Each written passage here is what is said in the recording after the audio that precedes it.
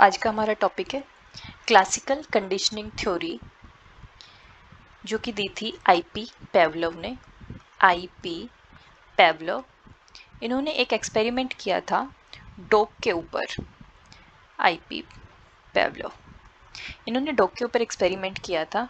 क्या एक्सपेरिमेंट था, कैसे कैसे इस थ्योरी में क्या क्या था, तो चलिए हम स्टार्ट करते हैं। ये थ्योरी क्या करती है, ये हेल्प करती है in understanding the basic of learning through association. Association के थ्रू हम कैसे लर्न कर सकते हैं, उसके अंडरस्टैंडिंग में ये हमारी हेल्प करती है ये theory. So what is classical conditioning? Classical conditioning होती क्या है? Classical conditioning is a learning process discovered by Ivan Pavlov. Classical conditioning क्या है? एक लर्निंग प्रोसेस है जो हमें दी थी आईपी पेवलोव ने, और इसका नाम जो था वो भी था इवान पेवलोव। तो इन्होंने क्लासिकल कंडीशनिंग के बारे में बताया था। It involves creating associations between a naturally occurring stimulus and a previously neutral stimulus. ये क्या किया इसने? एसोसिएशन बना दिया नेचुरली अकरिंग स्टिमुलस, मतलब भूख लगना, प्यास लगना, या कोई भी जो हमें नेचुरल हमारे बॉडी में जो प्रोसेस होती है, उस प्रोसेस को उसने क्या किया? एसोशिएट कर दिया न्यूट्रल स्टिमुलस से, प्रीवियसली न्यूट्रल स्टिमुलस। ये आपको समझ आएगा जब आप इसके एक्सपेरिमेंट समझोगे। तो इसका एक्सपेरिमेंट क्या था, इन्होंने एक डॉग लिया, तो इसने देखा कि जब डॉग को भूख लगती है तो स्लाइवेशन होती है। जैसे उसने डॉग के सामने खाना लेके आया, डॉग ने स्लाइवेशन शुरू कर दिया। फिर इसने क्या किया, डॉग की कंडीशनिंग कर दी कि जब वो बेल बजाएगा पेवलोव, तो पहले बेल बजाएगा, उसके बाद ही वो कुत्ते को खाना देगा। तो टाइम के साथ जो डॉग था उसको ये हैबिट हो गई, वो बिल्कुल इस चीज़ के लिए रेडी था कि जैसे ही बेल बजेगी, बेल का मतलब फूड, कि अब उसको फूड मिलेगा। तो क्या होता था, एक बार उसने क्या किया कि बेल तो बजाई, लेकिन उसने उसको फूड नहीं दिया। तो उसने बोला कि जो स्लाइवेशन था वो अभी भी सेम क्वांटिटी में था, और बिल्कुल ऐसे था जैसे कि वो नेचुरली पहले कर रहा था। तो उसने इन चीज़ों को स्टिमुलस से कनेक्ट कर दिया, उसको एसोसिएट कर दिया कि जब उसको सिर्फ डायरेक्ट हम खाना दे रहे थे तब भी इतना ही स्लाइवेशन था उसमें, और ऐसे ही नेचुरल था बिल्कुल। लेकिन जब उसकी कंडीशनिंग कर दी गई, तो जैसे ही बेल की आवाज़ सुनता, बेल का मतलब उसके लिए डायरेक्टली हो गया था खाना, तो वो स्लाइवेशन जो डॉग है वो स्टार्ट कर देता था। इसका की कंसेप्ट क्या था? अनकंडीशनड स्टिमुलस, ये यूएससी से डिनोट किया हुआ है यहाँ पे, नेचुरली इवोक रिस्पॉन्स। कि जब हम अनकंडीशन स्टिमुलस यहाँ पे क्या है? फूड, खाना है। अगर कुत्ते को भूख लगी है तो उसके लिए नेचुरल प्रोसेस होगी स्लाइवेशन, वो स्लाइवेशन होगा उसका। Then unconditional response and natural response to the USC. Unconditioned response है, फिर उसने क्या किया, सिर्फ बेल बजाई है, खाना नहीं दिया है, तो कोई रिस्पॉन्स नहीं है, डॉग में कोई चेंजेस नहीं है। पहले खाना रखा, कुत्ते में क्या हुआ? स्लाइवेशन हुआ। फिर उसने क्या किया, सिर्फ बेल बजाई, कुत्ते में कोई रिस्पॉन्स नहीं था। उसने फिर क्या किया, बेल बजाई और खाना देना शुरू किया। जब बेल बजाएगा तभी खाना मिलेगा, तो डॉग ने क्या किया, स्लाइवेशन शुरू कर दिया। देन उसने क्या किया, सिर्फ बेल बजाई लेकिन फूड नहीं दिया उसको, तो भी उसमें वही स्लाइवेशन था, क्योंकि टाइम के साथ माइंड में उसके ये सेट हो चुका था कि बेल बजने का मतलब है अब खाना मिलेगा। तो ये चारों पॉइंट में यही है कि पहले क्या किया, उसको स्लाइवेशन था और हमने उसको एक नेचुरली वो रिस्पॉन्स दे दिया, उसने स्लाइवेशन किया जैसे हमने उसको खाना दिया, अनकंडीशन रिस्पॉन्स दिया। फिर हमने क्या किया, कंडीशन कर दिया उसको, क्या किया, बेल बजाई लेकिन उसका रिस्पॉन्स कोई कुछ भी नहीं था। उसके बाद हमने क्या किया, कंडीशनिंग कर दी उसकी, बेल बजा के उसको खाना दिया, तो उसने क्या किया, रिस्पॉन्स दिया स्लाइवेशन की। एंड देन हमने कंडीशन रिस्पॉन्स कंटिन्यू रखा, लेकिन जो डॉग था उसने क्या किया, लर्न रिस्पॉन्स ही उसने दिया, उसने वही किया जो वो स्टार्टिंग फेज में कर रहा था जब उसको खाना दिख रहा था, मतलब स्लाइवेशन किया। उसके बाद इसकी कुछ स्टेजेस थी, 3 स्टेजेस इन्होंने बताई थी कि कंडीशनिंग के पहले क्या था, ड्यूरिंग कंडीशनिंग क्या था, और कंडीशनिंग के बाद क्या था। सो बिफोर कंडीशनिंग क्या होता था कि डायरेक्ट फूड मिला एंड स्लाइवेशन हुआ। ड्यूरिंग कंडीशनिंग क्या था कि सिर्फ बेल बजाई थी और खाना नहीं दिया था, तो कोई कुत्ते ने क्या किया था, कोई रिस्पॉन्स नहीं किया था, कोई रिस्पॉन्स नहीं दिया कुत्ते ने।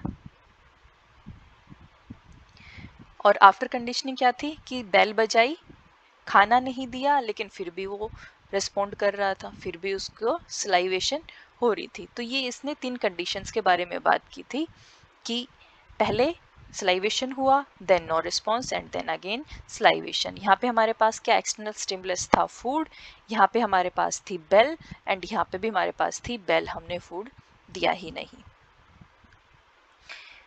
उसके बाद आता है कि क्लासिकल कंडीशनिंग हमारी डेली लाइफ में कैसे हम उसको यूज़ कर सकते हैं, कैसे यूज़फुल है और कहाँ कहाँ हम ऑब्जर्व कर सकते हैं। तो first one is advertising, pairing products with positive stimuli. हम जो प्रोडक्ट्स हैं उनको पॉजिटिव स्टिमुली के साथ कनेक्ट कर देते हैं।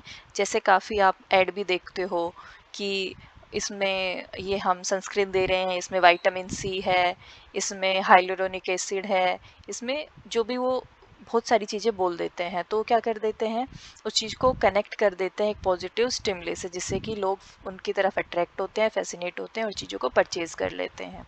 Then next one is phobias. आपने देखा होगा काफ़ी बंदे बोलते हैं कि मुझे वाटर से फोबिया है, मुझे पानी से डर लगता है, मुझे हाइट का फोबिया है, मुझे ऊंचाई से डर लगता है। ऐसे डिफरेंट डिफरेंट लोगों के डिफरेंट डिफरेंट फोबिया होते हैं। वो क्या एकदम से बन गए? नहीं, वो धीरे धीरे टाइम के साथ उनमें बना है। हो सकता है कि कभी बचपन में जो बच्चा छोटा रहा हो तो वो कभी डूबने तक की कगार पे आ गया हो तो उसको वाटर से डर लगा हो, या कभी वो ऊपर से गिर गया हो तो उसको हाइट से डर लगने लगा हो। इस तरह टाइम के साथ ही कुछ फोबियाज बन जाते हैं और हम लर्निंग से या कंडीशनिंग से ये फोबियाज ठीक भी कर सकते हैं। जैसे पहले हम वाटर लेवल कम रखें और उस बंदे को भेजें कि तुम जाके देखो, फिर हम धीरे धीरे धीरे धीरे क्या करें, वाटर लेवल को बढ़ाते रहें, तो क्या होगा, टाइम के साथ उसका जो फोबिया है वो दूर हो जाएगा। ऐसे हम हाइट वाले बंदे के साथ भी ट्राई कर सकते हैं।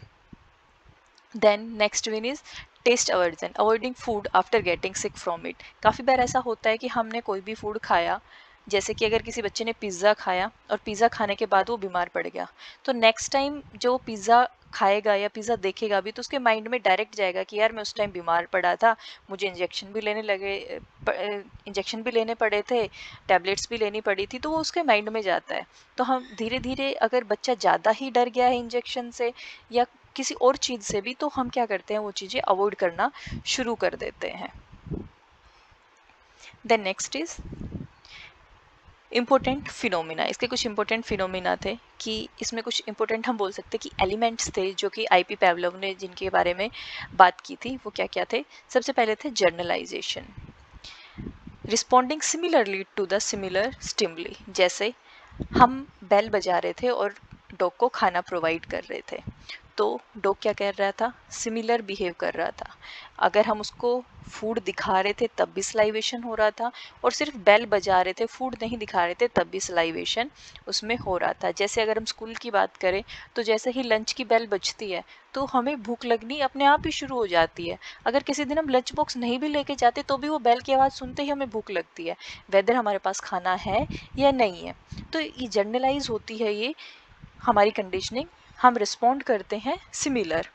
देन होती है discrimination, learning to respond only to specific stimuli.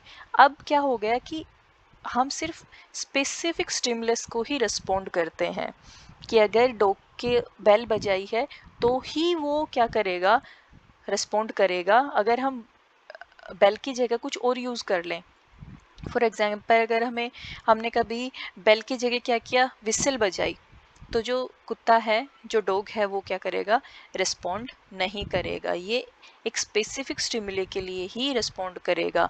जैसे वो फूड के लिए और बेल के लिए ही उसकी कंडीशनिंग ऐसे कर दी गई थी कि वो इन्हीं चीज़ों के लिए रिस्पॉन्ड करेगा, किसी और चीज़ के लिए नहीं करेगा। उसके बाद थर्ड है extinction, when the association fades if C S is repeatedly presented without UCS. कि अगर हम बार बार क्या करेंगे, हमने कंडीशनिंग कर दी, अभी जैसे हम डॉग का एग्जांपल लें, हमने डॉग की कंडीशनिंग कर दी कि बेल बजेगी और खाना मिलेगा, लेकिन हम क्या करें, अब रिपीट कर दी हमने बार बार कि हम बेल तो बजा रहे हैं लेकिन खाना नहीं दे रहे हैं, तो डॉग को क्या होगा, वो उसी के हैबिट में हो जाएगा और उसकी जो हैबिट थी कि बेल बजेगी खाना मिलेगा और स्लाइवेशन शुरू होती, वो क्या होगी, एक्सटिंक्ट हो जाएगी, वो ख़त्म हो जाएगी। उसके माइंड में फिर ये सेट हो जाएगा कि बेल तो बजेगी लेकिन मुझे फूड नहीं मिलेगा। तो ये टाइम के साथ एक्सटिंक्ट हो जाती है। उसके बाद क्लासिकल कंडीशनिंग और ऑपरेंट कंडीशनिंग थ्योरी में कंपैरिजन क्या है। हमने ये तो क्लासिकल की बात की है। अब ऑपरेंट हमारे एक और साइंटिस्ट हुए, सॉरी साइंटिस्ट नहीं, साइकोलॉजिस्ट हुए, जिन्होंने ऑपरेंट कंडीशनिंग की बात की। उन्होंने इसके बिल्कुल अपोजिट बोल दिया। तो इनमें डिफरेंस क्या था, कंपैरिजन हम कर सकते हैं। और ऑपरेंट की मैं एक कंप्लीट सेपरेट वीडियो भी बनाऊंगी जिसमें मैं एक्सपेरिमेंट भी लिखूंगी और सब मैं अच्छे से आराम आपको एक्सप्लेन करके बताऊंगी। सो क्लासिकल में क्या कर रहे थे कि involuntary involves association between stimuli. हमने क्या कर दिया, जो स्टिमुलस थे उसके बीच में एसोसिएशन कर दिया। लेकिन ऑपरेंट में क्या हुआ, हमने बिहेवियर और कॉन्सिक्वेंसेस को रिलेट किया इसमें। कि इसमें एक मंकी की एक्सपेरिमेंट है, मंकी का एक्सपेरिमेंट किया था इन्होंने। इसने क्या किया था कि जैसा मंकी का बिहेवियर होगा उसी के अकॉर्डिंग उसका आउटपुट मिलेगा, उसी के अकॉर्डिंग उसको रिजल्ट मिलेगा, ये इसमें किया गया था। लेकिन यहाँ पे क्या था, इसमें डॉग का तो कोई रोल ही नहीं था, सिर्फ बंदे का रोल था कि वो बेल बजा रहा है, फूड दे रहा है और डॉग सिर्फ रिएक्ट कर रहा है। तो ये इन दोनों में डिफरेंस था। इसके एप्लीकेशन क्या है कि कहाँ का यूज़ होगी। आईपी पावलोव थ्योरी हमारे एजुकेशन में या हमारी डेली लाइफ में भी हम बात कर सकते हैं। तो सबसे पहले आता है कि थेरेपी। हम किसी इंसान को थेरेपी देने के लिए भी ये यूज़ कर सकते हैं। सिस्टमेटिक डिसेंसिटाइजेशन फॉर फोबियाज, हम फोबियाज को कम कर सकते हैं, किसी के फोबिया को क्योर कर सकते हैं। जैसे मैंने अभी बताया कि धीरे धीरे धीरे हमें उसकी कंडीशनिंग करनी पड़ेगी। एजुकेशन में अगर कोई बच्चे का कोई पर्टिकुलर बिहेवियर हम देख रहे हैं क्लासरूम में, तो हम धीरे धीरे उसका क्या करेंगे, कंडीशनिंग करेंगे।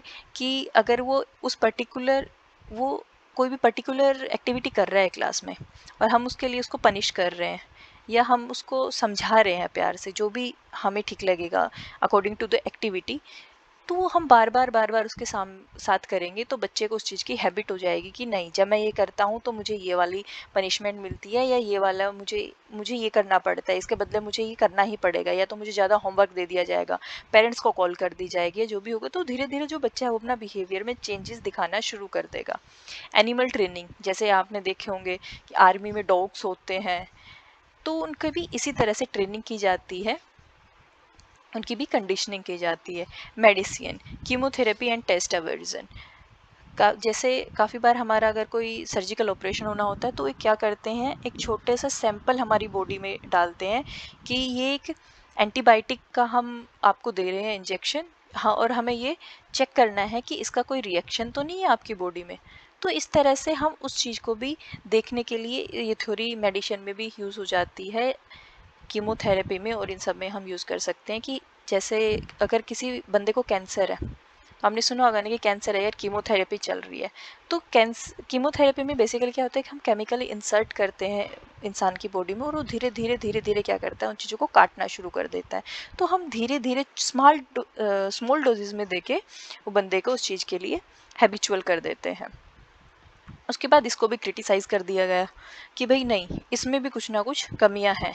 इसमें क्या किया कि डोंट एक्सप्लेन वॉलेंट्री लर्निंग, कि उसने डॉग का खुद का कोई रोल नहीं है, वो सिर्फ रिस्पॉन्ड कर रहा है बेल के लिए या फूड के लिए, उसने खुद से कुछ भी नहीं किया। जैसे अगर हम बात करें थॉर्नटॉय की, तो कैट खुद से कर रही थी ना कोशिश फूड लेने के लिए। ऐसे अगर हम ऑपरेंट की बात करें तो मंकी खुद से ट्राई कर रहा है फूड निकालने के लिए, बनाना लेने के लिए, लेकिन इसमें डॉग खुद से कुछ भी नहीं कर रहा है। The next one is individual differences affect conditioning, कि हो सकता है किसी का मेंटल लेवल कुछ अलग हो, या इंडिविजुअल डिफरेंस में हम बहुत सारे एक्सपेक्ट आ जाते हैं हमारे कि हर कोई इंसान अलग है। अगर इसने ये इस वाले डॉग की जगह में भी कोई दूसरा डॉग होता, वो मे बी एंग्री डॉग है कोई, वो जैसे बेल बजाता और उसके सामने फूड रखता तो मे बी उसके हाथ कोई काट लेता। तो इस तरह से बोल रहे कि जो इंडिविजुअल डिफरेंस है उसमें कंडीशनिंग अलग अलग होगी, हर एक बंदे की कंडीशनिंग, हर एक एनिमल की कंडीशनिंग अलग होगी। Then next one is not all associations are equally likely. Biological preparedness, कि सबकी बायोलॉजिकली अलग बने हैं इंसान, मेंटल लेवल सबका अलग है, टॉलरेंस पावर सबकी अलग है। तो ये सब भी उसके अकॉर्डिंग ही अलग अलग रिस्पॉन्ड करेंगे। हम इन चीज़ों को एसोशिएट नहीं कर सकते हैं कि वो एक स्टिमुलस के लिए वैसा ही रिस्पॉन्ड करेगा, ये हमारे लिए फिर गलत हो जाएगा। देन हमें इसको कंक्लूड कर देना है कि इसमें क्लासिकल कंडीशनिंग क्या होती है, हम कैसे कैसे क्लासिकल कंडीशन यूज़ कर सकते हैं, डॉग के साथ उसने क्या किया था, स्टिमुलस क्या होता है, रिस्पॉन्स क्या होता है, ये सब इसमें हमें नोट डाउन कर देना है। उसके साथ आप ये कुछ और पॉइंट्स ऐड कर सकते हो। Classical conditioning is a basic form of learning association, कि ये एक बेसिक फॉर्म है याद करने के लिए लर्निंग बाय एसोसिएशन की हम कैसे स्टिमुलस और रिस्पॉन्स को एसोसिएट करके चल रहे हैं। It explains many natural and learn responses, ये बहुत ही नेचुरल रिस्पॉन्सेज के बारे में एक्सप्लेन कर रहा है। जैसे हमें भूख लगेगी या हम भूख नहीं भी लगी और हमने टेस्टी खाना देख लिया है कुछ, कि हम मार्केट गए शॉपिंग के लिए और हमने गोलगप्पे देख लिए, तो हमारे अपने आप ही भूख आने, जैसे बोलते हैं कि मुंह में पानी आ गया, तो वो आना नेचुरली है और वो हमारे साथ हो जाता है। Then last one is still influence in psychology and applied context. ये अभी भी applied context और जो psychology है उसके लिए influential है, उसमें हम इसको यूज़ कर सकते हैं। और इसने भी जैसे थोंडोई के बाद ही इन सबको आइडियाज़ आए थे सबके बारे में, थोंडोई की थ्योरी की स्टडी के बाद ही इन्होंने अपनी अलग अलग थ्योरीज दी थी। तो ये साइकोलॉजी का इन पे इफेक्ट है और हम बोल सकते हैं कि एक दूसरे का इफेक्ट है, कि इन थ्योरीज का साइकोलॉजी पे इफेक्ट है और साइकोलॉजी का इन थ्योरी के पे इफेक्ट है। तो ये सब कुछ हम एड ऑन करके 4 to 5 लाइन में इसको कंक्लूड कर देंगे। आई होप ये आपको इजी लगा होगा एक्सप्लेनेशन, आपको याद हो गया होगा पढ़ते पढ़ते ही। और अगर आपको अच्छा लगा so like share and subscribe और कमेंट करके बताइए मुझे वीडियो कैसी लगी। Thank you.